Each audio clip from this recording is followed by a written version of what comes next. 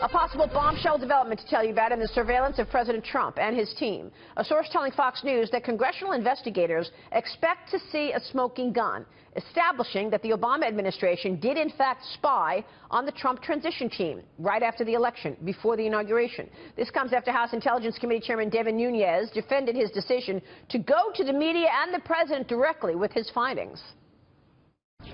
Well, what bothers me is what I was able to review. Looks like it was in November, December, and January. Those reports are concerning to me, and I briefed the speaker, and then I spoke to the news media publicly, and then went to brief the president on what I saw, because I think it's important that he sees it. It was important enough that I thought the president of the United States should know what is being said about him and his transition team. And Congressman Nunes says a crime was committed in the surveillance measures. Gillian Turner is with us here this morning, and you were a National Security Council staff member under the Bush and Obama administrations. What do you think about this? Do you think former President Obama spied on the Trump transition team? Look, I will say this. This issue has gotten so ugly and so toxic and so political. I don't know which way this is going to shake out. If there is some kind of smoking gun evidence that we haven't seen yet, we'll get it, it'll be obvious, and we'll have our answers. But what I will say is that something that really deserves a good and solid defense here that it's not getting is the FISA court. And I will speak up for that process, because it's something that, as a person who focuses on policy, I believe in quite strongly. And it's because it's set up to protect against current administration spying on Americans. Whether that person is a civilian, whether that person is potentially the President of the United States, it would be very difficult, despite what anybody tells you, for President Obama to have ordered a wiretap that even incidentally collected information about President Trump, if that was the goal. Not saying it's impossible, I'm saying it would be very difficult. But we're no longer talking about a wiretap, we're talking about just surveillance. Surveillance. Yeah. And so I think that it's incumbent upon Chairman Nunes to lay that out for us, and he has not done that yet, so we'll see. But in terms of the wiretap claims we've seen so far, it's quite a leap. And again, it doesn't mean that there wasn't some kind of other, there's many different kinds of surveillance that can be carried out. It's very difficult. So I think... Why is it a leap? I mean, you're not supposed to know when Americans, the specific names of Americans have been spied on. And we knew right away that Michael Flynn's conversation with the Russian ambassador, that was given to the media. The Americans that were spied on, apparently, their names were unmasked. So what's the leap? The leap is that it's something that is so egregious that it's something that would truly... It's something that would truly kind of turn our entire political system on its head. Meaning, if this was something that President Obama ultimately got caught red-handed in the process of, or somebody even affiliated with President Obama's administration, this would be a transformative moment for us. I don't think we're there because I haven't seen... Are you questioning Nunes' information? We have not seen that smoking gun. We'll have to see it. What I'm saying is we need to see that. It's not enough to say, what is that smoking gun? What are the possible... What I question here is, what are the possible pieces of information that could be? And I don't know. But I want to just fill in the gaps to your question really quickly, because we've talked about this repeatedly.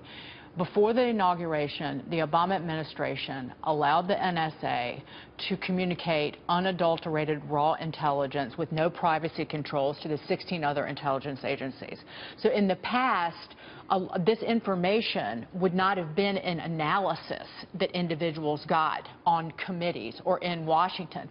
But because so many more people had their hands on raw intelligence information. But that's the NSA's job, to communicate raw intelligence and disseminate it to the other intelligence agencies. But wait a second, it wasn't always its job. But David's making a very important point. The president, at the end of his administration, changed the rules and allowed 17 intelligence agencies to share information. That wasn't the case before Mr. Obama made that change. And we know that action has already created some breaking of the law. We know that Mike Flynn's conversations with the Russians, we know his name, and we know that he talked with the Russians. We know the content of that conversation, all of which is not supposed to be revealed, and all of which came out of what Reagan's distribution. Exactly right.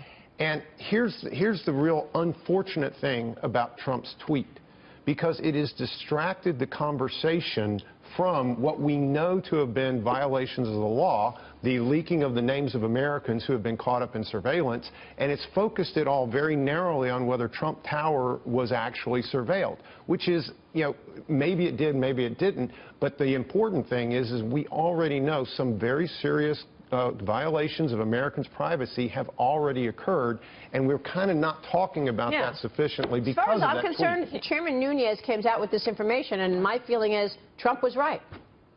I don't think it's as simple as that here, to be honest. And I'm not taking sides on this issue because I don't see it black and white like that. I see here there's processes in place, and people will push back and say, like Sean Spicer would say, oh, you're too concerned with the process.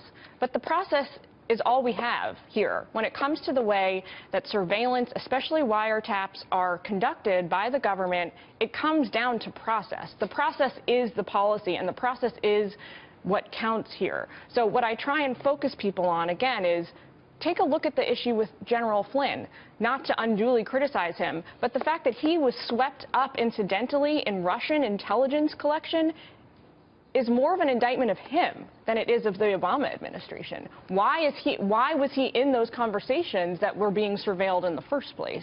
Why not? Why not? Is he not supposed to speak to anybody who's Russian? It's not that he's not supposed to speak to people who are Russian, but he's not supposed to speak to folks who are suspected of trying to undermine the U.S. presidential elections in this country. But I think the focus of what we might find out from the NSA, what we even know about the instance of Michael Flynn, is the fact that these Americans were unmasked. Yes. That is a problem. That's the central issue, and that goes back to what I was saying about the NSA making all this raw information available to so many more people that you even if it was coincidental or by accident, you open the door for people to basically be unmasked because you've got too many people seeing raw data. Right. And we're spending too much, I think, as a nation, because of Trump's tweets, we're spending too much time on, things that are not of concern. Because I agree with you, Gillian, the FISA process works. I don't think President Obama initiated any wiretaps or any kind of surveillance because of the FISA process. But to Dagan's point, he did release this information out into the analyst community, which allows it to be leaked, which allows the privacy of Americans who get caught up in this surveillance to be unmasked. But wait.